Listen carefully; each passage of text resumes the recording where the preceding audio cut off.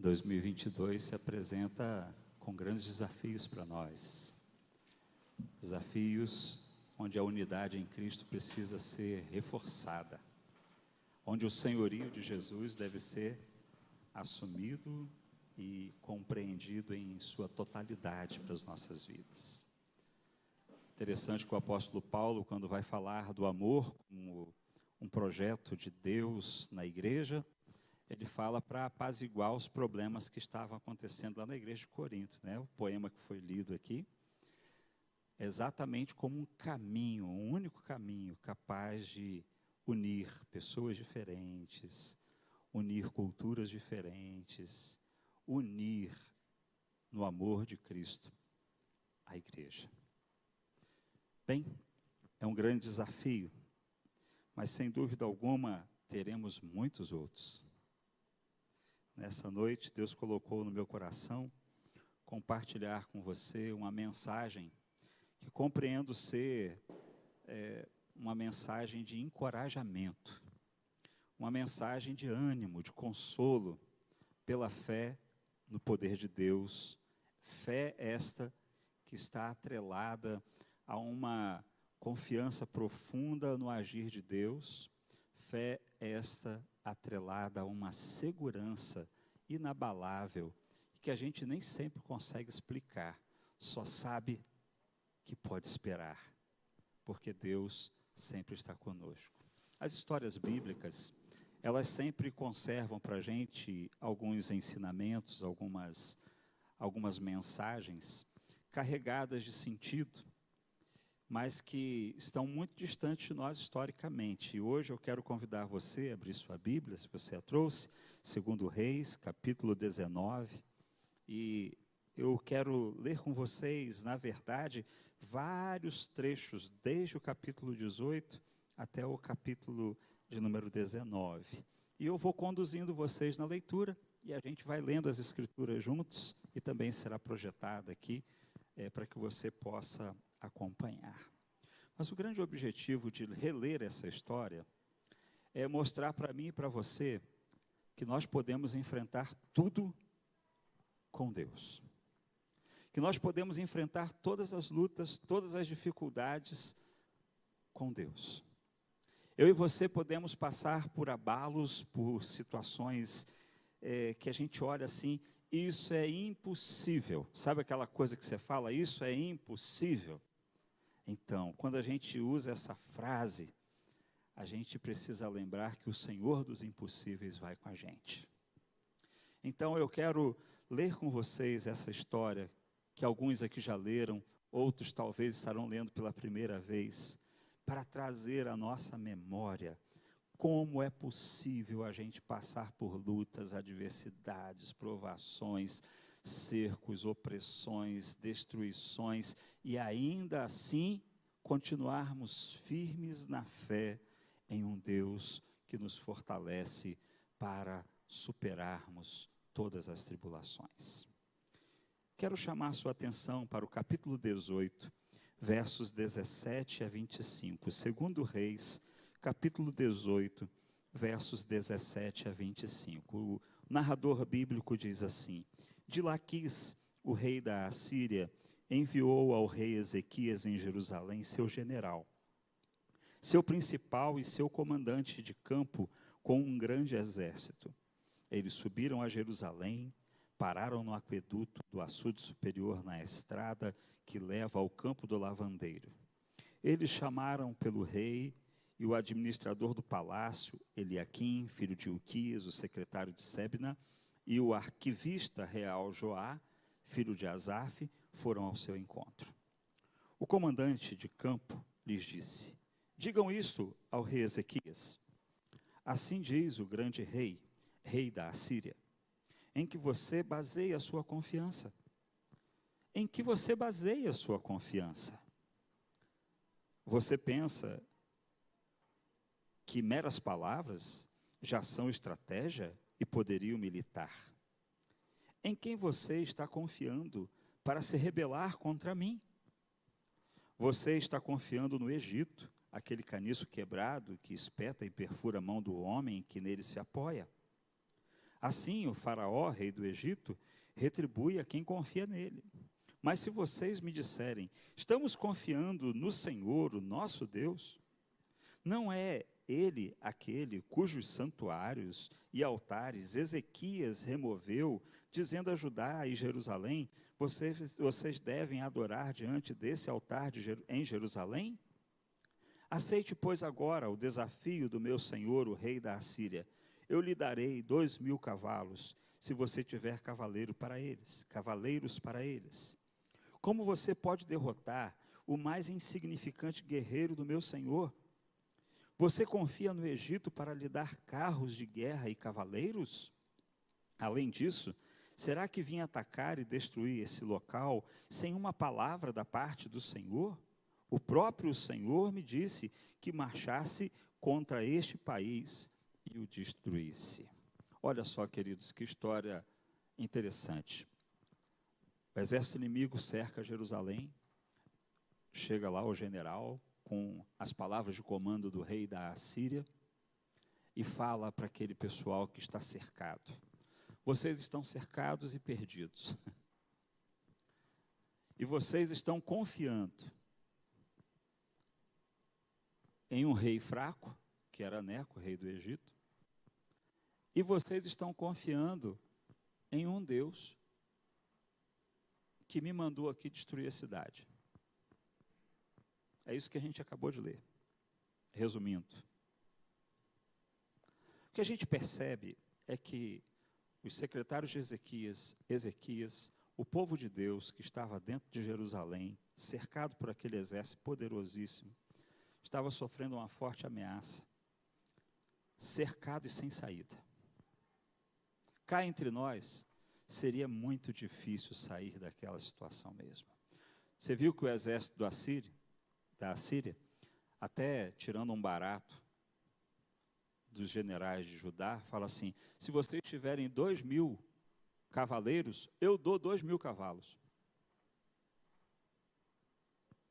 Ele sabia com o que ele estava lidando. Estava lidando com um exército pequeno, um contingente menor ainda, numa cidade enfraquecida, cercada por um grande exército com experientes batalhadores, experientes guerreiros. Era uma coisa realmente, humanamente, estrategicamente, improvável. Eu quero que você se coloque dentro de Jerusalém e pense como um cidadão de Jerusalém, cercado, completamente envolvido por essa situação que não tem potência humana para resolver. E aí você percebe como é difícil viver sob ameaça, né? Como é difícil ter que conviver com um quadro que a gente olha e fala, não tem saída. Como é difícil a gente saber que as nossas seguranças, as nossas certezas são impotentes e inseguras. Como é difícil a gente estar vivendo diante de algumas confianças que realmente não geram confiança alguma. Por exemplo, aqui no texto, o apoio do Egito. E, de acordo com o general aqui, a fé em Deus. Queridos irmãos e irmãs, diante de quadro assim, a gente questiona a fé, não é? Diante de uma situação onde a gente se vê cercado, se vê sem saída, onde a gente se vê assim, limitado, impotente, e fala, não tem jeito, não vai dar certo, ele é muito mais forte, muito mais poderoso, a gente vai, de fato, perder a batalha, perder a cidade. Esse era o quadro. Eu acho que muitas vezes eu e você já nos sentimos assim. Cercados, sem saída, sem solução. Eu acho que a gente muitas vezes já se sentiu, mesmo sabendo quem é Deus, mesmo sabendo como Deus já livrou tantas pessoas, diante dessas circunstâncias tão adversas, a gente olha e fala, sem saída, impotente, não tem o que fazer. É diante desse quadro, queridos irmãos e irmãs, tão desastroso, tão difícil, tão ruim, é que a gente percebe o rei conversar com o profeta. Eu quero chamar a sua atenção para o que está escrito no capítulo 19, versos 5 a 7. A resposta do profeta. Diante daquele quadro destrutivo, impossível, improvável, diante daquele lugar cercado com um exército muito forte, quando não tinha qualquer saída ou estratégia suficiente para tirar aquele povo dali, o rei, na sua humilhação, falou: vou consultar o profeta de Deus. Eu quero ouvir o que Deus tem a dizer. Eu quero ouvir o que Deus tem para falar para mim. E nós vamos ler o que o profeta, em nome de Deus, disse ao rei. Diz o texto, então, que no verso de número 5, que quando os oficiais do rei Ezequias chegaram a Isaías, o profeta, e este lhes disse: digam ao seu senhor, digam ao rei Ezequias, que assim disse Deus, disse o Senhor: não tenha medo das palavras que você ouviu. Não tenha medo das blasfêmias que os servos do rei da Assíria lançaram contra mim. Ouça, eu o farei tomar a decisão de retornar ao seu próprio país, quando ele ouvir certa notícia, e lá o farei morrer à espada. O rei Ezequias, sem saída, sem chance, impotente, resolveu perguntar para Deus. No seu constrangimento, na sua humilhação, na sua impossibilidade, o rei falou: eu vou perguntar a Deus. O que eu devo fazer diante de um quadro tão difícil como esse? Como eu disse, eu queria que você se colocasse dentro de Jerusalém com as impossibilidades da vida. Eu queria que você lembrasse daquela coisa que você não conseguia sair sozinho, lembra? Aquela coisa que para você era impossível. Aquela condição e aquele quadro que você estava atravessando, que não havia como resolver sem uma palavra de Deus. Queridos irmãos e irmãs, eu não tenho dúvida que diante dos quadros difíceis, adversos, diante dos cercos, diante das impossibilidades da nossa vida, a gente precisa, de fato, de Deus e da sua palavra. Mas a gente não precisa só do discurso, a gente precisa da fé que vem com essa palavra. Vou repetir o que Isaías, o profeta, falou para o rei. Não tenha medo do que você ouviu. Não tenha medo do que você ouviu. Olha, ele está falando um monte de blasfêmia. Ele falou um monte de coisa contra mim, diz Deus. Ele está falando coisas contra você e contra mim. Não dê ouvido. Irmãos, cá entre nós, não tinha como não dar ouvido. O exército estava acampado, um exército imenso, cercando as muralhas de Jerusalém, não tinha o que fazer, para onde ir. E Deus fala: não tenha medo, Ezequias. Eu vou falar honestamente para vocês, eu como líder daquela cidade, ia estar morrendo de medo. E se o profeta falasse para mim: não tenha medo, eu ia falar para ele: não é você? Tem que tomar a decisão. Não é você que está liderando. Fácil falar: não tenha medo, né? Não dê ouvido. É por isso, queridos, que eu falei que muito mais importante do que saber o que Deus disse, é crer no que Deus diz. Muito mais importante de conhecer as palavras que vêm de Deus, é a gente confiar que aquilo que vem de Deus, de fato vai trazer solução. O profeta falou: olha, Deus falou para você ficar sem medo. Sabe por quê, queridos, queridas? A palavra de Deus consola. Palavra de Deus diante das nossas impossibilidades. Palavra de Deus diante da nossa falta de fé, às vezes. Ela traz um consolo, um conforto, que faz a gente crer, confiar, esperar numa solução que vem do alto. O texto que nós lemos fala: não tenha medo do que você ouviu. Não tenha medo das palavras blasfemas que os servos do rei da Síria lançaram contra mim. Não tenha medo da palavra dos poderosos. Não tenha medo das blasfêmias que os poderosos podem falar contra a gente. Não tenha medo, não tenha medo. Confie, tenha fé. Espere no Deus da salvação. Como eu disse, muito mais do que saber, muito mais que ouvir. Essa palavra, não temas, exige fé. Exige confiança, exige esperança, exige certeza de que há um Deus vivo e poderoso, além das muralhas. Há um Deus vivo e poderoso, superior ao monte que estava construído a Jerusalém.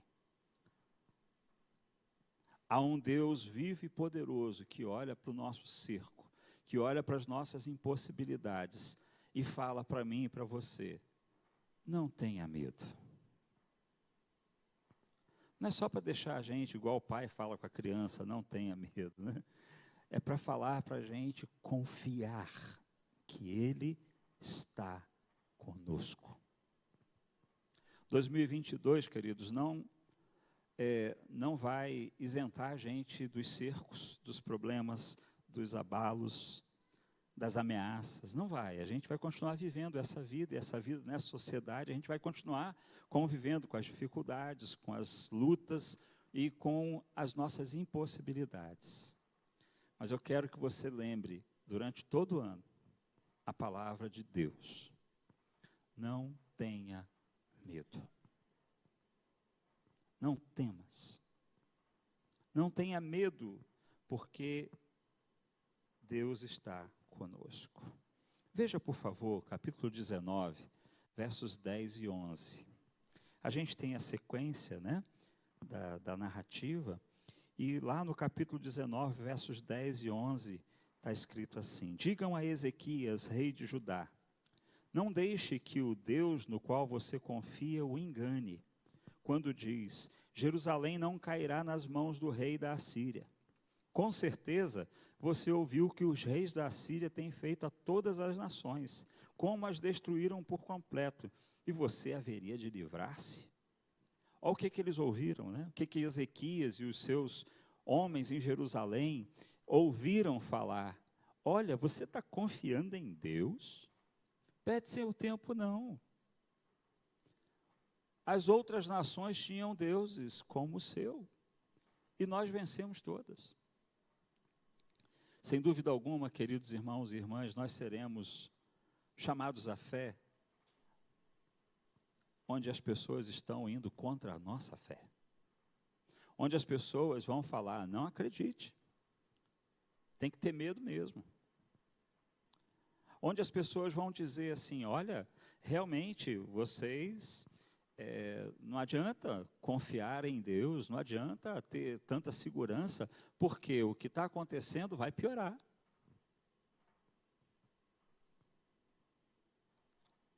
Aqueles soldados tinham muita certeza da vitória, os soldados assírios. Muita certeza. E o povo lá dentro da cidade de Jerusalém tinha muita certeza que eles eram bons mesmo. Só que Deus falou através do profeta: não tenham medo. Deus consolou aquele povo: fica sossegado. Vocês vão ver algo extraordinário que eu posso fazer. O texto afirma, no verso de número 7, que o profeta, 19:7, o profeta fala: eu vou fazer o rei da Assíria tomar a decisão de retornar ao seu próprio país, quando ele ouvir certa notícia. Chamo sua atenção capítulo 19, versos 32 a 34, diz assim: Assim diz o Senhor acerca do rei da Assíria: Ele não invadirá essa cidade, nem disparará contra ela uma só flecha. Não a enfrentará com escudo, nem construirá rampas de cerco contra ela. Pelo caminho por onde veio, voltará. Não invadirá essa cidade, declara o Senhor. Eu a defenderei e a salvarei, por amor de mim mesmo e do meu servo Davi. O profeta de Deus está falando: não tenha medo. Eu vou fazer ele retornar para o seu país quando ele ouvir certa notícia. E o profeta, um pouco mais adiante, num texto mais alongado, ele diz: olha, ele vai voltar, vai virar e vai voltar para casa sem dar um tiro de flecha. Eu vou fazer algo que vai fazer ele mudar de ideia. Se você olhar no capítulo 19, versos 35 e 36, você vai ver o que Deus fez. Naquela noite, diz o texto, o anjo do Senhor saiu, matou 185.000 homens no acampamento assírio. Quando o povo se levantou na manhã seguinte, o lugar estava repleto de cadáveres. Então Senaqueribe, rei da Assíria, desmontou o acampamento e foi embora. Voltou para Nínive e lá ficou. Nenhum exército, nenhum tiro de flecha, nenhuma tropa de elite que invadiu o acampamento à noite para dizimar o povo dormindo, nenhuma emboscada,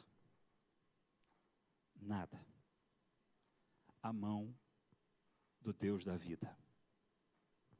A mão do Deus que tem poder sobre a vida e sobre a morte. Invadiu o acampamento e revelou quem tem poder. A palavra de Deus nos anima quando fala que Deus vai agir em nosso favor. Quando Deus vai agir para livrar o seu povo, quando Deus vai agir para honrar a sua própria palavra. A palavra de Deus nos encoraja a enfrentar as lutas, as dificuldades, sabendo que Ele está ao nosso lado e o seu poder é capaz de transformar as situações mais improváveis. Se o povo de Judá tivesse saído para a guerra, tinha morrido tudo na rampa. Mas eles confiaram na palavra de Deus, confiaram na palavra de Deus através do profeta e esperaram. E o que eles viram? O exército virando as costas e voltando para casa. Queridos irmãos e irmãs, eu quero encorajar você nesses últimos momentos aí, né, de 2021, a lembrar quem é o seu Deus. É o Deus de Ezequias. É o Deus de Jerusalém, é o Deus de Judá, é o Deus de Cristo Jesus, o Pai de Jesus Cristo. O mesmo. E a mensagem que Deus enviou a Ezequias e ao povo de Jerusalém é o mesmo que envia para mim e para você, na beira do muro de 22. Não tenham medo. Não tenham medo dos poderes e dos poderosos. Não tenham medo das palavras sem fé. Não tenham medo das pessoas que vão desfazer da sua fé. Não tenham medo. A palavra de Deus deixa muito clara que Deus pode agir. E quando Ele age, Ele não deixa dúvidas que foi Ele. E a sua ação sempre é transformadora para a vida daquele que creu. Sempre é libertadora para a vida daquele que creu. Sempre é segurança e esperança para a vida daquele que creu. 2022 vem. Vai vir cerco, vai vir exército, vai vir problema, vai vir também. Fica tranquilo. Tudo normal. Como antes na terra de Abrantes. Mas tudo normal, Deus vai com a gente. Tudo normal. Tudo normal.